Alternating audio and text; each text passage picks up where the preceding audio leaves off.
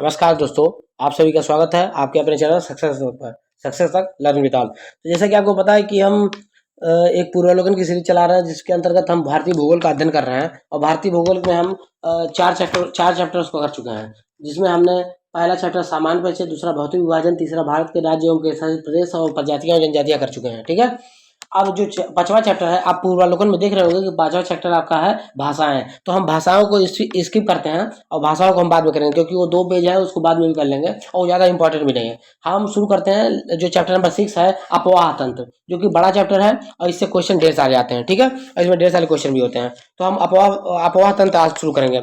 और अपवाह तंत्र के अंदर पहला देखिए, अपवाह तंत्र चैप्टर नंबर 6 है, जिसके अंतर्गत आपको 6 पॉइंट हैं, जिसमें गंगा नदी अपवाह तंत्र, ब्रह्मपुत्र नदी तंत्र, दक्षिण भारत की नदियां, अन्य नदियां और नदियों के किनारे स्थित नगर और प्रपात और झीलें, छह टॉपिक इसमें हैं, छोटे छोटे अपवाह तंत्र के अंदर में। ठीक है, तो हम अपवाह तंत्र के अंतर्गत आज हम गंगा नदी तंत्र के बारे में अध्ययन करेंगे। तो क्लास को शुरू करने से पहले सभी मित्रों से अनुरोध है कि हमारे और आपके चैनल सक्सेस तक को ज़्यादा सब्सक्राइब करें, ज़्यादा शेयर करें और ज़्यादा वीडियो को लाइक करें और ज़्यादा आप प्लेलिस्ट को चेक कर सकते हैं। आप प्लेलिस्ट के अंदर जाएं, चैनल पे जाएं और प्लेलिस्ट बनी हुई है, प्लेलिस्ट में आप चेक करके पिछला वीडियो देख सकते हैं। आप पिछला वीडियो को सीरियल से देखते हुए आ सकते हैं और एक प्लेलिस्ट वहाँ पे बनी होगी जो भारतीय भूगोल की है, जिसमें हमने थ्योरी पढ़ाया है बोर्ड पे। तो अगर आपको वो थ्योरी पसंद आती है और आप लोग ज़्यादा कमेंट करते हैं या बताते हैं कि उस सीरीज को कंटिन्यू करना चाहिए कि नहीं करना चाहिए, तो हम उसको विचार करेंगे कि अगर आप लोग का अच्छा पॉजिटिव कमेंट आया तो हम विचार करेंगे कि उसको कंटिन्यू करना है या नहीं। हमने उसमें मतलब कि पहाड़ों तक पढ़ाया हुआ है बोर्ड पे। ठीक है, तो अब चलिए शुरू करते हैं आज के वीडियो को। तो एक बार फिर से अनुरोध है कि आप ज़्यादा शेयर करेंगे और सब्सक्राइब करेंगे। चलिए शुरू करते हैं हम अपने वीडियो को। ठीक है, तो अपवाह तंत्र के अंतर्गत हम गंगा नदी तंत्र पढ़ेंगे। अब चलिए पढ़ना शुरू करते हैं। तो गंगा नदी तंत्र के अंदर देखिए, पहले थ्योरी पढ़ लेते हैं, फिर लगभग 40 क्वेश्चन है, उसको फटाफट निपटाने की कोशिश करेंगे। ठीक है, तो चलिए स्पीड थोड़ा ज़्यादा रखेंगे कि जिससे आधा घंटे के अंदर में हो जाए। ठीक है, हिमालय की नदियां पूर्ववर्ती अपवाह का उदाहरण है। हिमालय की नदियां किसका उदाहरण है? तो आपको याद करना है कि हिमालय की नदियां पूर्ववर्ती अपवाह का उदाहरण है। ये हिमालय के उत्थान क्रम में निरंतर अपरदन कार्य करती हैं, अतः इनके द्वारा गार्ज, महाखड्ड आदि का निर्माण किया जाता है। इस प्रकार सिंधु, सतलज, गंगा और ब्रह्मपुत्र हैं। गंगा भारत की सबसे लंबी नदी है। अब जो याद करना है कि गंगा सबसे लंबी नदी है, इसकी लंबाई कितनी है? तो 2525 किलोमीटर की लंबाई है गंगा की। ठीक है, कहाँ से निकलती है? तो उद्गम कहाँ पे है इसका? गंगा का उद्गम कहाँ से है? गंगोत्री हिमालयी गोमुख से, जो कि टिहरी में इसमें मिलांगना और देवप्रयाग में अलकनंदा नदी आकर मिल जाती है। तो इसको याद करना कि टिहरी में मिलांगना और देवप्रयाग में अलकनंदा आके मिल जाती है इसमें। ठीक है, आगे देखते हैं।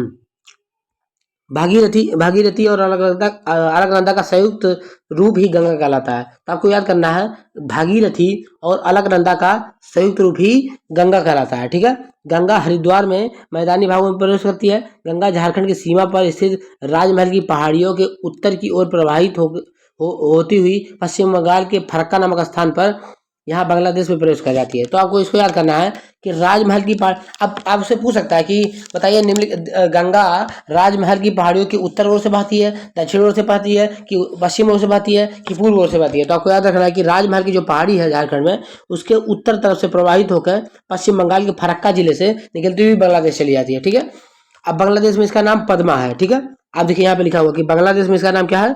पद्मा है। देखिए क्या है कि देखिए गंगा यहाँ से आती है, ये रहा देखिए, एक सिंपल मैप देखिए, यहाँ पे उत्तराखंड है, यहाँ से गंगा आती है, ये यूपी होते हुए यहाँ पे जाती है वेस्ट बंगाल। ठीक है, अब यहाँ पे बांग्लादेश घुस गई, यहाँ पे ब्रह्मपुत्र आती है, ब्रह्मपुत्र यहाँ से अंदर हो जाती है, तो यहाँ पे तो वेस्ट बंगाल है, यहाँ पे तो गंगा है, गंगा ये रही, यहाँ पे बन जाती है पद्मा।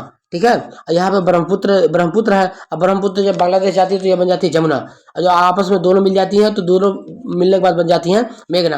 अब मेघना बनने के बाद सीधे जाके मिलती है बे ऑफ बंगाल में, बंगाल की खाड़ी में। ठीक है, इसको याद रखेंगे। चलिए आगे बढ़ते हैं। वही देखिए लिखा हुआ है यहाँ पर, मेघना बन जाती है, बंगाल की खाड़ी मिल जाती है, हमने आपको बता दिया है वही चीज़ है।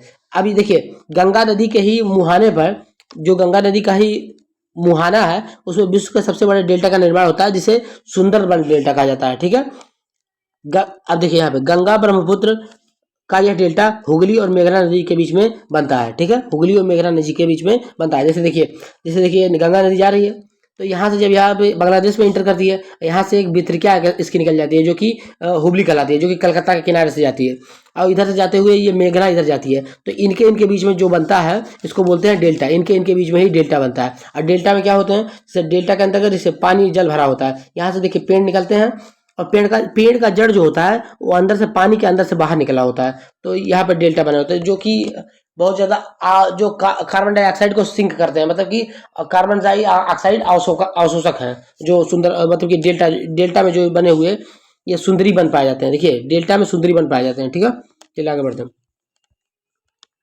कर्णप्रयाग अलकनंदा और पिंडा नदी से मिलती है। अब देख कर्णप्रयाग किससे बनता है, अलकनंदा और पिंडा नदी से। अलकनंदा शिवलिंग शिखर के उत्तर पूर्व में अलाकपुराई सतों पर शिखर सम्मेलन से। चलिए इसको ज्यादा इंपॉर्टेंट नहीं, आगे बढ़ते हैं इसको।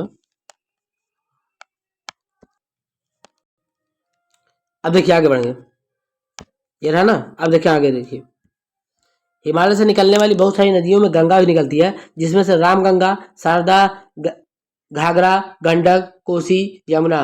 देखिए अब क्या है, देखिए ये गंगा रही, ये गंगा गई, यहाँ से इसकी लिखती हैं निकलती हैं।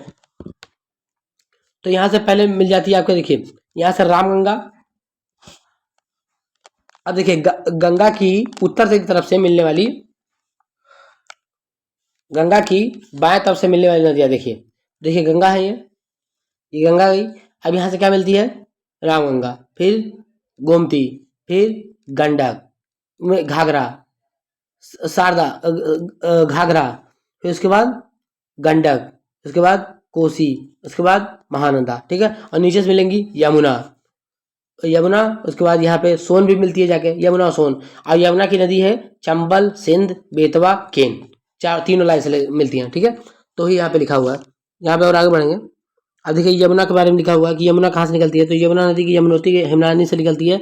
इसके दाहिने किनारे पे देखिए प्रयागराज में जाके मिल जाती है। शारदा नदी नेपाल हिमालय के मिलान हिमानी से निकलती है। तो शारदा नदी कहाँ से निकलती है, मिलान हिमानी से नेपाल की निकलती है। ठीक है, और आगे बढ़ते हैं। प्रारंभ में इसे गौरी गंगा कहते हैं। भारत नेपाल सीमा पर इसे काली नदी कहते हैं। उत्तर प्रदेश के बाराबंकी जिले में यह घाघरा से मिल जाती है। ठीक है, तो शारदा कहाँ पे मिल जाती है, शारदा उत्तर प्रदेश के बाराबंकी जिले में घाघरा से मिल जाती है। और घाघरा मतलब सरयू। ठीक है, सरयू में मिल जाती है। ठीक है, कोसी नदी नेपाल के हिमालय से निकलकर गंगा नदी में मिल जाती है। प्रायः मार्ग बदलने की प्रवृत्ति के कारण से भीषण बाढ़ आती है। इसी कारण से बिहार का शोक कहा जाता है। कोसी को क्या कहा जाता है, बिहार का शोक। गंडक नदी नेपाल हिमालय से निकलकर पटना के निकल सोनपुर में गंगा में मिल जाती है। त्रिवेणी नहर में गंडक नदी से पानी आता है। ठीक है, अब इसको याद रखना है कि त्रिवेणी नहर में गंडक नदी से पानी आता है। यह पश्चिमी चंपारण जिले में स्थित है। रामगंगा नदी का उद्गम उत्तराखंड के पौड़ी गढ़वाल में स्थित दूधा टोली से हुआ है। रामगंगा कहाँ से हुआ है, तो रामगंगा नदी का उद्गम दूधा टोली श्रेणी से हुआ है, जो कि पौड़ी गढ़वाल में है। ठीक है, यमुना नदी यमुनोत्री हिमनद के बंदरपुर चोटी के पास से उद्गमित होती है। इसकी प्रमुख सहायक नदियों में चंबल, सिंध, बेतवा, केन है। ठीक है ना। अमरकंटक से पठार से निकलने वाली सोन गंगा नदी की दक्षिणी तट से मुख्य सहायिका है। ठीक है, जो पठार के किनारों से जलप्रपातों की एक श्रृंखला बनाती है। ठीक है, हुई उत्तर दिशा की ओर बहती है। ठीक ना, तथा पटना के निकट गंगा से मिल जाती है। दामोदर नदी झारखंड के छोटा नागपुर पठार से निकलकर हुगली नदी में जाके मिल जाती है, पानी गिराती है। ठीक है, और छोटा नागपुर के पठार के बीचों बीच से दामोदर नदी जाती है। ठीक है, देखिए दामोदर नदी में अचानक बाढ़ आ जाने के कारण इसे बंगाल का भी अभिशाप कहा जाता है। चंबल नदी मध्य प्रदेश के महू से निकलती है। यह उत्तर दिशा में प्रवाहित होकर कोटा राजस्थान के निकट गाज का निर्माण करती है। यह नदी राजस्थान के सवाई माधोपुर और धौलपुर से भी होकर गुजरती है। सवाई माधोपुर और धौलपुर से होकर गुजरती है। अंत में ये यमुना में मिल जाती है। गोमती नदी का उद्गम गोमत ताल, फुलहर झील, पीलीभीत से होता है। यह गंगा नदी की एकमात्र सहायक नदी है जिसका उद्गम मैदानी भाग से होता है। ठीक है, अब देखिए एक तरफ दिया हुआ है कि नदियां दी हुई हैं और उसका उद्गम कहाँ से हुआ है और संगम कहाँ पे हुआ है। ठीक है, तो इसको पढ़ लेते हैं एक बार फटाफट। तो गंगा का कहाँ हुआ, गंगा का गंगोत्री हिमानी या गोमुख से हुआ है, बंगाल की खाड़ी में गिरती है। यमुना यमोत्री हिमानी बंदरमुख से यहाँ पे जाके गंगा में मिल जाती है, ये प्रयागराज इलाहाबाद में। शारदा नदी कहाँ से निकलती है, मिलान हिमानी से, नेपाल से। और कहाँ, घाघरा में जाके मिल जाती है, बाराबंकी में शारदा। ठीक है, कोसी नदी कहाँ से निकलती है, गोसाई थान नेपाल हिमालय से। गोसाई थान नेपाल हिमालय से मिलती है। कोसी नदी कहाँ से मिलती है, गोसी निकलती है, गोसाई थान नेपाल हिमालय से और गंगा में जाके मिल जाती है। ठीक है, गंडक नदी नेपाल हिमालय से निकलती है, गंगा में मिल जाती है सोनपुर पटना की नदी। रामगंगा नदी कहाँ से निकलती है? दूधा टोली श्रेणी से निकलती है उत्तराखंड में और गंगा में जाके मिल जाती है। अमरकंटक से निकलती है कौन सी नदी? अमरकंटक की पहाड़ियों से निकलती है सोन नदी, सोन नदी, और गंगा में मिल जाती है पटना के निकट। ठीक है, पटना के निकट गंगा में मिल जाती है। ठीक है, अब देखिए दामोदर क्या है? दामोदर नदी छोटा नागपुर पठार से निकलती है और वो हुगली में मिल जाती है, कलकत्ता के निकट जाके हुगली में मिल जाती है। चंबल नदी महू मध्य प्रदेश से निकलती है, यमुना में मिल जाती है इटावा के नजदीक। और गोमती निकलती है गोमत ताल फुलहर झील से, जो कि जाके मिल जाती है गंगा में। गोमती नदी गंगा में मिलती है गाजीपुर में। ठीक है, और ग्राम गंगा कहाँ मिलती है? कन्नौज में। ठीक है, तो गोमती नदी जाके गाजीपुर में गंगा में मिल जाती है। ठीक है, और आगे बढ़ते हैं।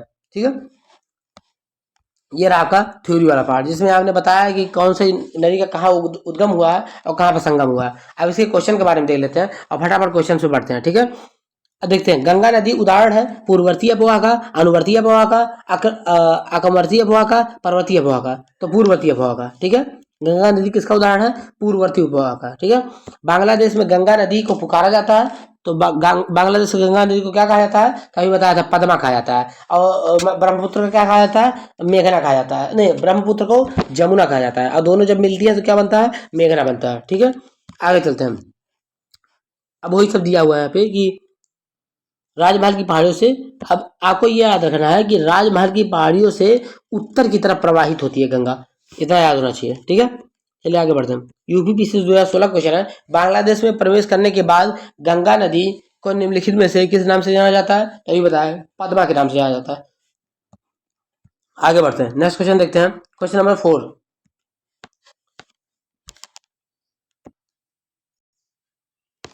अब क्वेश्चन नंबर 4 देखते हैं। बांग्लादेश में प्रवेशोपरांत गंगा कहलाती है, तो अभी बताया पद्मा। सेम टाइप क्वेश्चन है, आगे बढ़ते हैं फटाफट। जो सेम टाइप क्वेश्चन है उसको स्पीड मिलेंगे।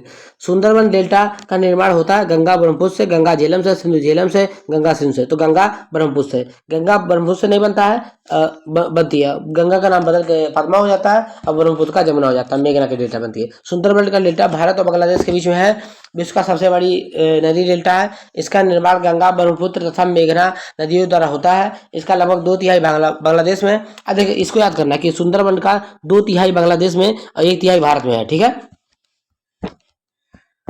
आगे बढ़ते हैं। क्वेश्चन नंबर 6 देखेंगे। यहाँ पे कूट वाला क्वेश्चन है। क्वेश्चन नंबर 6 देखेंगे कि कथन दिया हो, कथन गंगा बहुत ही प्रदूषित नदी है। कथन, अब इसमें बताना है कथन है कि कारण है, कि कथन कारण दोनों सही है, कि दोनों निष्कर्ष करते हैं। ठीक है, हाँ तो सही है, प्रदूषित नदी है गंगा। जो नदी जितनी पवित्र होती है वह उतनी ही अधिक प्रदूषित होती है, ये भी सही है। तो दोनों सही है, मतलब कि नहीं, ऐसा बात नहीं, पहली प्रसिद्ध है, दूसरा वाला नहीं, गलत है।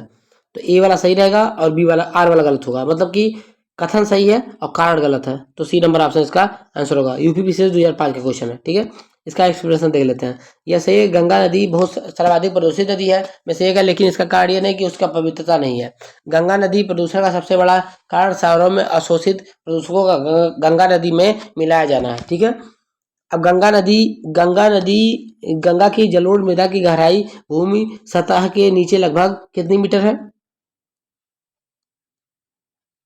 तो 6000 मीटर की है। ठीक है ना, 6000 मीटर तक की है। ठीक है ना, ठीक है ना। ओल्डहम के अनुसार गंगा की जलोढ़ निक्षेपों की मोटाई 4000 से 6000 मीटर की है, तथा ग्लेनी के अनुसार 2000 मीटर की है। ठीक है, चलिए क्वेश्चन नंबर 8 देखते हैं।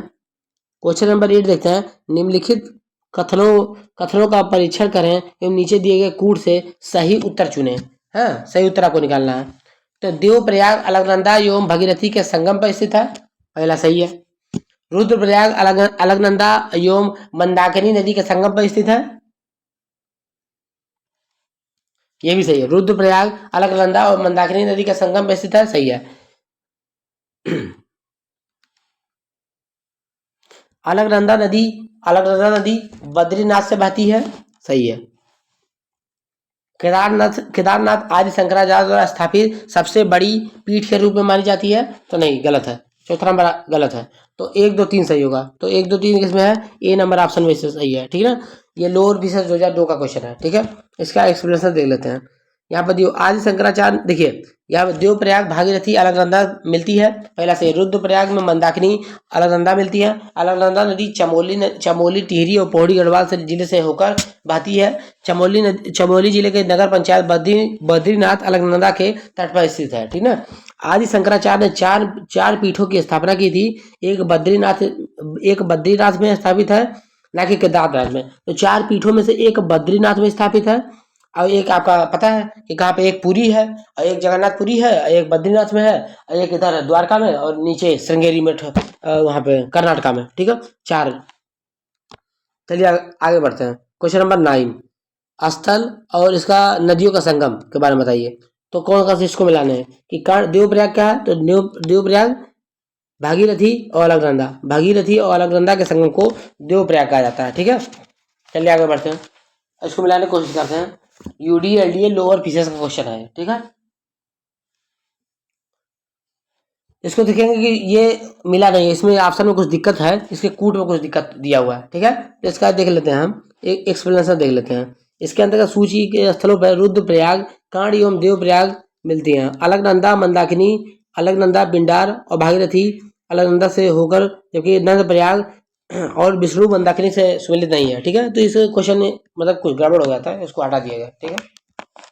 ऑप्शन, इसके ऑप्शन में कुछ एरर है, ठीक है। इसका जो कूट दिया हुआ है इसमें कुछ एरर है, इसलिए इस पर आंसर को चेंज करना पड़ा उनको, ठीक है। लेकिन बी को माना था आयोग ने, लेकिन बाद में इसमें संशोधन कर दिया उन्होंने, ठीक है। मंदाकिनी नदी किस जल प्रवाह अथवा मुख्य नदी से संबंधित है? अलकनंदा, भागीरथी, धौलीगंगा, यमुना।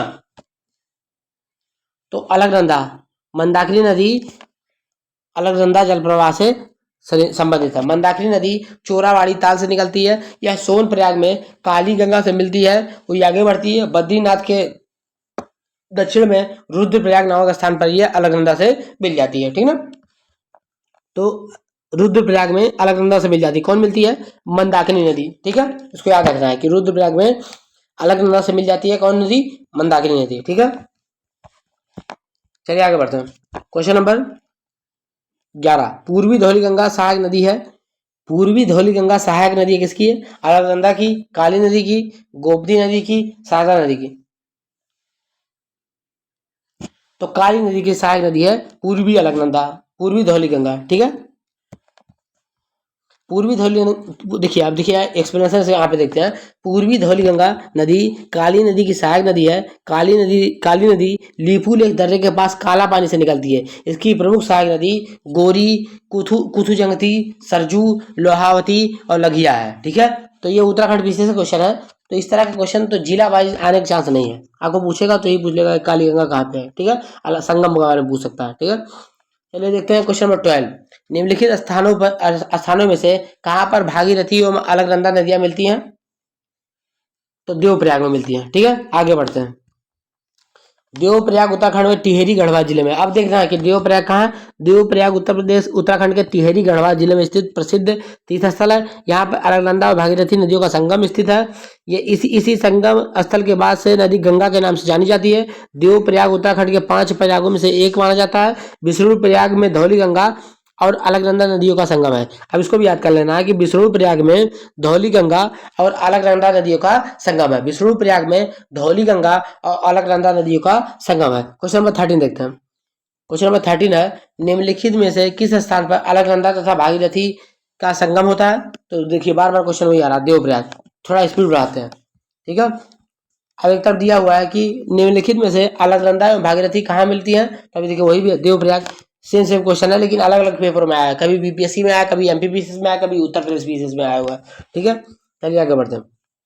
क्वेश्चन नंबर 15, उस नदी का नाम बताइए जो केदारनाथ से रुद्रप्रयाग के मध्य बहती है। केदारनाथ से रुद्रप्रयाग के मध्य कौन सी नदी बहती है? तो भागीरथी, अलकनंदा, मंदाकिनी, सरयू। तो मंदाकिनी नदी केदारनाथ से रुद्रप्रयाग के बीच में बहती है, ठीक है। केदारनाथ से रुद्रप्रयाग के बाद प्रभावित होने वाली नदी मंदाकिनी नदी। क्वेश्चन नंबर 16 देखते हैं। क्वेश्चन नंबर 16, निम्नलिखित में से किस नदी के तट पर बद्रीनाथ का प्रसिद्ध मंदिर स्थित है? तो बद्रीनाथ का प्रसिद्ध मंदिर अलकनंदा के तट पर स्थित है, ठीक है। बद्रीनाथ का प्रसिद्ध मंदिर अलकनंदा के तट पर स्थित है, जबकि केदारनाथ मंदाकिनी नदी के तट पर स्थित है। अब देखो इसको याद करना है आपको कि केदारनाथ मंदाकिनी नदी के तट पर और अलकनंदा के तट पर बद्रीनाथ स्थित है, बद्री विशाल। ठीक है, चलिए आगे बढ़ते हैं। भारत की सबसे बड़ी वाह नदी है महानदी, गोदावरी, नर्मदा, गंगा। तो गंगा सबसे वाह मतलब कि सबसे ज्यादा विस्तार कहाँ पे है, कहाँ से पानी आता है इस नदी में, इसकी सहायक नदी बहुत ढेर सारी, इसलिए वाह नदी है। ठीक है, 2500 किलोमीटर लंबी है। देखिए भारत में सबसे लंबी नदी गंगा है, लेकिन 2525 किलोमीटर की है। दूसरे नंबर पर गोदावरी है जो कि 1465 किलोमीटर की है। नर्मदा 1312 किलोमीटर की। उसके बाद महानदी 851 किलोमीटर की है। ठीक है, चलिए आगे बढ़ते हैं। क्वेश्चन नंबर 18, भारत की सबसे लंबी नदी कौन सी है? तो गंगा।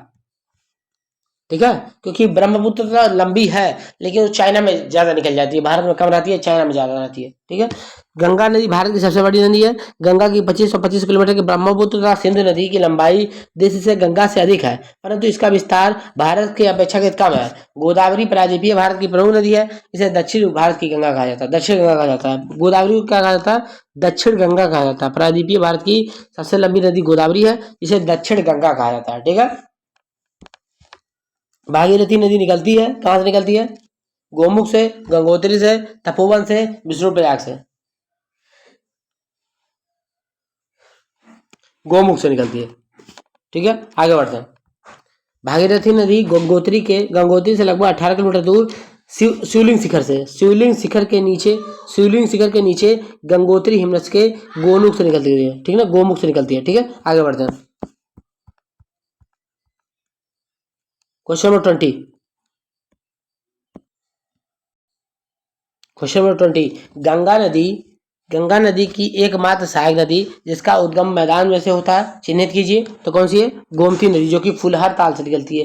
फुलहर झील पीलीभीत उत्तर प्रदेश से निकलती है और जाके गाजीपुर में मिलती है, गाजीपुर में गंगा से मिल जाती है। गोमती नदी का उद्गम गोमताल झील, फुलहर झाल झील से पीलीभीत से होता है। यह नदी गंगा नदी की सहायक नदी है जिसका उद्गम मैदानी भाग है। ठीक है, उद्गम मैदान से हुआ है। क्वेश्चन नंबर 21 देखते हैं। यूपी से 2015 क्वेश्चन है। दिल्ली और आगरा के मध्य वर्ष के अधिकांश समय में यमुना नदी मृत हो जाती है। दिल्ली और आगरा के मध्य वर्ष के अधिकांश समय में यमुना नदी मृत हो जाती है। यह कथन सही है कि नहीं है? तो ये सही है, क्योंकि दिल्ली और आगरा के मध्य में बहुत ज्यादा प्रदूषण है यमुना के अंदर। ठीक ना, यमुना असतत वाहिनी नदी है, तो गलत है। ठीक है, तो इसका हिसाब से ए सही है और आर गलत है। ठीक है, ऑप्शन नंबर सी इसका ऑप्शन होगा। प्रसंगत क्या आर इसका गलत है, क्योंकि यमुना एक सतत वाहिनी नदी है। यमुना एक सतत वाहिनी नदी है, इसका उद्गम यमुनोत्री ग्लेशियर से हुआ है। दिल्ली और आगरा के मध्य वर्ष के अधिकांश समय में यमुना नदी के मृत होने जाने का कारण प्रदूषण है। दिल्ली और आगरा के मध्य में यहाँ इतना प्रदूषण यमुना के अंदर कि इससे मृत प्राय होती है, मतलब इसका पानी नीचे से चलता है, ऊपर से आपको कुछ भी मूवमेंट दिखाई नहीं देगा इसमें। ठीक है, तो मृत पड़ी रहती है, वैसे लगता है कि सूख गई है। ठीक है, क्वेश्चन नंबर 22 देखते हैं। निम्नलिखित नदियों में से कौन एक यमुना की सहायक नदी है? चंबल, रामगंगा, केन, बेतवा। कौन सी सहायक नदी नहीं है यमुना की? तो रामगंगा गंगा की सहायक नदी है। ठीक है ना कि यमुना की। ठीक है, तो चंबल, सिंध, बेतवा, केन ये नदी यमुना की सहायक नदी है। ठीक है ना, यमुना नदी का उद्गम कहाँ से हुआ है? तो बंदरपुष्प श्रेणी से हुआ है, बंदरपुष्प श्रेणी से। ठीक है, यमुनोत्री हिमनद के बंदरपुष्प श्रेणी से यमुना का उद्गम हुआ है। ठीक है, क्वेश्चन नंबर 24 देखते हैं। यमुना नदी के निम्नलिखित सहायक नदियों पर विचार कीजिए और उन्हें पश्चिम से पूर्व की ओर क्रम में व्यवस्थित कीजिए।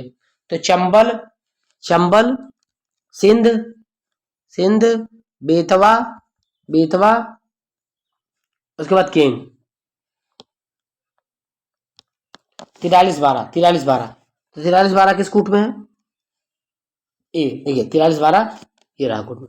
ठीक है, तो यहाँ का पश्चिम से पूर्व के साइड में यमुना का क्रम हो गया। ठीक है, तो यहाँ पे वही दिया हुआ है कि यमुना नदी की सहायक नदियों में पश्चिम से पूर्व के क्रम में चंबल, सिंध, बेतवा, केन है। चंबल नदी मध्य प्रदेश के महू से निकलती है। यह नदी राजस्थान के सवाई माधोपुर, धौलपुर से होते हुए यमुना में इटावा में मिल जाती है। यमुना में कहाँ मिलती है? इटावा में, इटावा उत्तर प्रदेश में।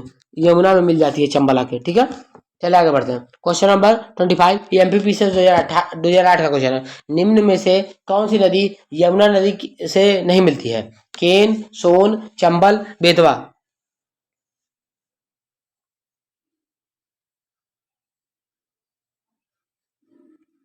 यमुना से नहीं मिलती है, कौन नहीं मिलती है?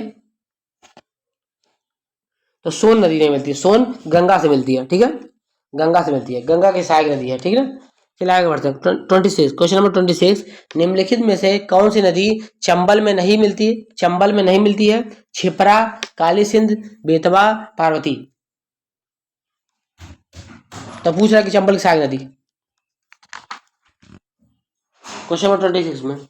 तो बेतवा, बेतवा चंबल में नहीं मिलती है, बाकी सिपरा, काली सिंध और पार्वती चंबल में मिल जाती है, ठीक है ना। तो बेतवा नदी मध्य प्रदेश के विंध्य पर्वत से श्रृंखला से समुद्र तल के 576 मीटर ऊंचाई से रायसेन जिले से निकलती है। यह उत्तर प्रदेश के हमीरपुर में जिले में यमुना में मिल जाती है, ठीक है ना। तो बेतवा नदी जो है उत्तर प्रदेश के हमीरपुर में यमुना से मिल जाती है। और जो ये तीनों नदियां हैं, ये तीनों नदी का नाम क्या है, क्या नाम है? एक तीनों नदी है छिप्रा, काली सिंध और पार्वती, ये चंबल की सहायक नदी है। छिप्रा, काली सिंध और पार्वती चंबल की सहायक नदियां हैं, ठीक है। चलिए देखते हैं। बेतवा नदी निकलती है अरावली पहाड़ी से, सतपुड़ा की पहाड़ी से, विंध्य की पहाड़ी से, पश्चिमी घाट की पहाड़ी से। तो कहां से निकलती है? कहां से निकलती है बेतवा नदी? तो बेतवा नदी निकलती है आपकी विंध्यन पहाड़ी से, ठीक है, विंध्यन की पहाड़ी से निकलती है, ठीक है।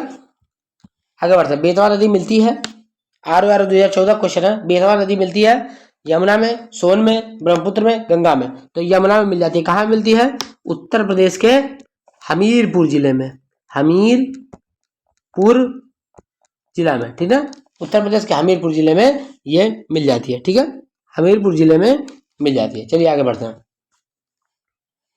ROR 2014 क्वेश्चन है, ठीक है। उत्तराखंड लोअर विशेष का क्वेश्चन 2010 का। इनमें से गंगा की कौन सी सहायक नदी उत्तर वाहिनी है? कौन सी सहायक नदी उत्तर वाहिनी है? कोसी, सोन, घाघरा, गंडक। उत्तर वाहिनी मतलब उत्तर की तरफ बहती है, तो सोन नदी उत्तर की तरफ बहती है, ठीक है ना। तो अमरकंटक के पठार से निकलने वाली सोन नदी गंगा के दक्षिणी तट से मुख्य सहायिका है, जो पठार के किनारे जल प्रपातों के निर्माण करते हुए उत्तर की दिशा में बहती है, ठीक है। क्वेश्चन नंबर 30 देखते हैं। निम्नलिखित में से कौन सी नदी गंगा नदी में बाएं से नहीं मिलती है? गंगा नदी में बाएं से नहीं मिलती है। तो गोमती बाएं से मिलती है, कोसी भी बाएं से मिलती है, घाघरा भी बाएं से मिलती है, लेकिन जो सोन है वो दाहिने से मिलती है। तो अभी बताया ना आपको कि रामगंगा, गोमती, घाघरा, गंडक, कोसी, महानंदा ये बाएं से मिलती हैं, और यमुना, सोन ये नीचे से दाएं से मिलती हैं गंगा में। क्वेश्चन नंबर 31, कौन सी श्रेणी यमुना और सोन के मध्य जल विभाजक का कार्य करती है? भांडेर, कैमूर, मैकल, मुकुंदवारा। कौन सी श्रेणी यमुना और सोन के मध्य जल विभाजक का कार्य करती है? तो बताइए 31 नंबर क्वेश्चन में। तो बी, कैमूर श्रेणी जो है यमुना और सोन के बीच में जल विभाजक का कार्य करती है, ठीक है। तो यमुना और सोन नदी के मध्य में जल विभाजक का कार्य कैमूर श्रेणी करती है। सोन नदी प्रायद्वीपीय भारत में आने वाली गंगा की एक प्रमुख नदी है। कैमूर श्रेणी सोन नदी को उत्तर पश्चिम सीमा पर निर्धारण करती है। यह पटना के निकट गंगा से मिल जाती है, ठीक है। क्वेश्चन नंबर 32, ROR मेंस 2017 का क्वेश्चन है। निम्नलिखित में से किस नदी का जल ग्रहण क्षेत्र सर्वाधिक है? महानंदा, सोन, गंडक और रामगंगा। तो सर्वाधिक जल ग्रहण क्षेत्र किसका है?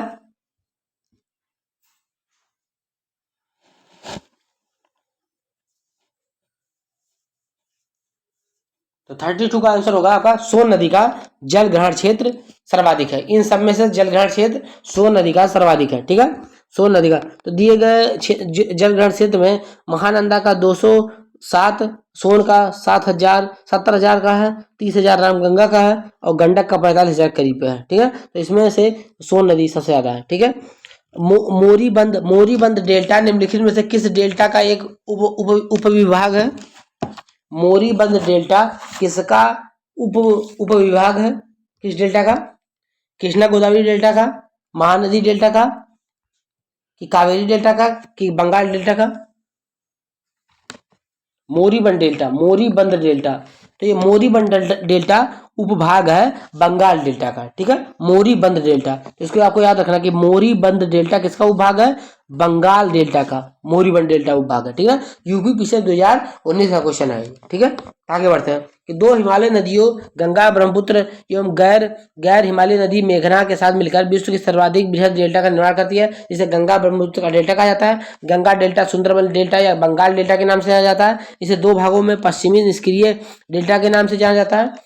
इसे दो भागों में पश्चिमी निष्क्रिय डेल्टा और पूर्वी सक्रिय मेघना डेल्टा, पश्चिमी निष्क्रिय डेल्टा और पूर्वी सक्रिय मेघना डेल्टा मैदान के रूप में विभाजित किया जाता है। पश्चिमी निष्क्रिय डेल्टा को पुनः तीन भागों में विभाजित किया जाए, मोरीबंद डेल्टा, प्रौढ़ डेल्टा, ज्वार सक्रिय डेल्टा। देखिए अब देखिए फिर से देखते हैं कि जो पश्चिमी डेल्टा है, जो पश्चिमी निष्क्रिय डेल्टा है, उसको तीन भागों में विभाजित किया जाता है, मोरीबंद डेल्टा, प्रौढ़ डेल्टा और ज्वार सक्रिय डेल्टा में विभाजित किया जाता है। मोरीबंद डेल्टा का नाम बागची द्वारा दिया गया था। मोरीबंद डेल्टा का नाम 1944 में बागची द्वारा दिया गया था, ठीक है।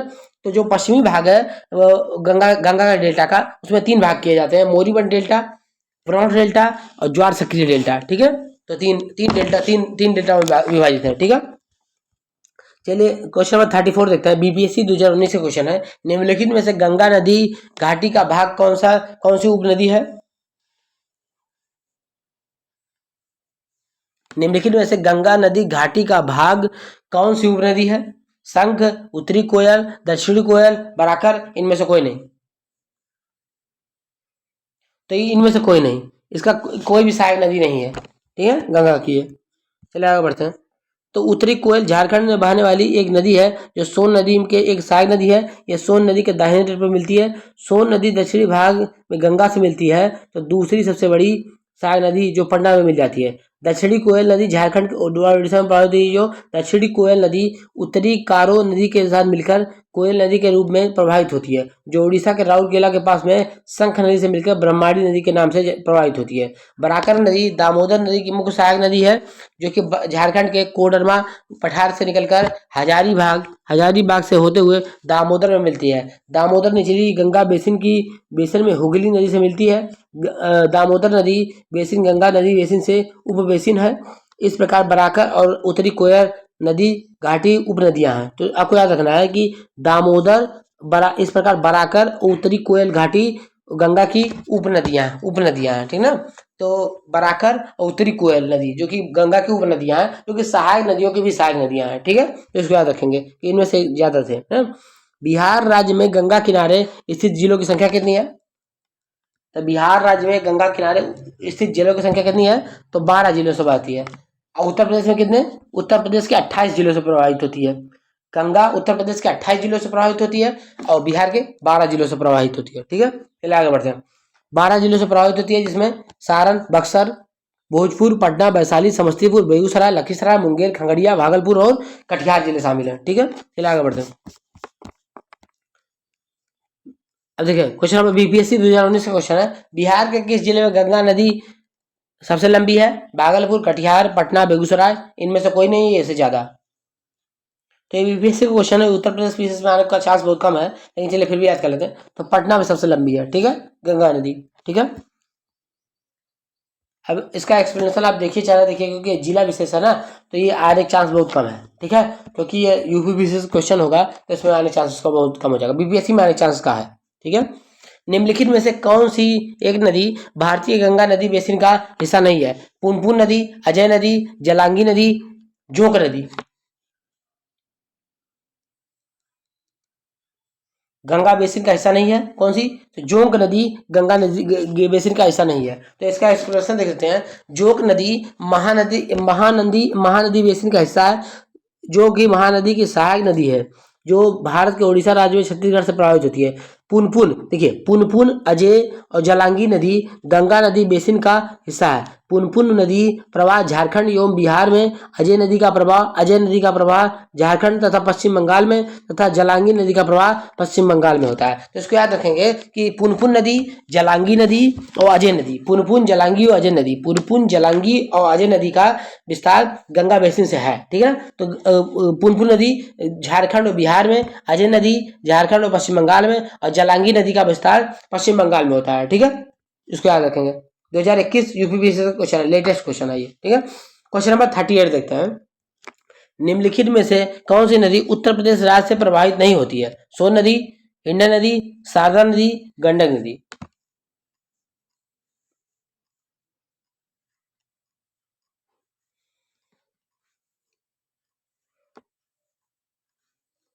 तो गंडक नदी उत्तर प्रदेश राज्य से प्रवाहित नहीं होती है, वो बिहार में सीधी जाती है, ठीक है ना। गंडक नदी उत्तर प्रदेश राज्य से प्रवाहित नहीं होती है। यह नदी नेपाल से निकलकर बिहार में प्रवेश कर जाती है तथा सोनपुर पटना के निकट गंगा में मिल जाती है। सोन, हिंडन, शारदा उत्तर प्रदेश से प्रभावित होती है, ठीक ना। क्वेश्चन नंबर 39, निम्नलिखित में से कौन सी नदी फतुहा के पास गंगा में मिलती है? सोन नदी, सकरी, पुनपुन, बालन, इनमें से कोई नहीं। तो पुनपुन नदी फतुहा के पास गंगा में मिल जाती है, पटना नदी, ठीक ना। तो पुनपुन नदी फतुहा के पास गंगा में मिलती है, ठीक ना। तो ये आपके 39 क्वेश्चन जो कि गंगा नदी जन से संबंधित है, जो कि प्रीवियस ईयर में लोक सेवा आयोग, जो उत्तर प्रदेश लोक सेवा आयोग बीपीएससी या एमपीपीसीएस में आए हुए हैं, उत्तर प्रदेश आरओआरओ में भी आए हुए हैं, ठीक है ना। तो ये पहला जो हमारा 6वां चैप्टर था, अपवाह तंत्र का पहला भाग हो चुका है। इसमें गंगा नदी तंत्र के बारे में हमने देखा है, इसमें हमने थ्योरी भी देखा है और जो 39 क्वेश्चन थे उसको भी देखे हैं, ठीक है। तो आपको वीडियो कैसा लगा आप ज़्यादा बताएंगे, ज़्यादा लाइक करेंगे वीडियो को, ज़्यादा हमारे चैनल सक्सेस तक को ज़्यादा सब्सक्राइब करेंगे, ज़्यादा शेयर करेंगे, आप प्लेलिस्ट को जाकर चेक करेंगे। मिलते हैं नेक्स्ट वीडियो में, धन्यवाद।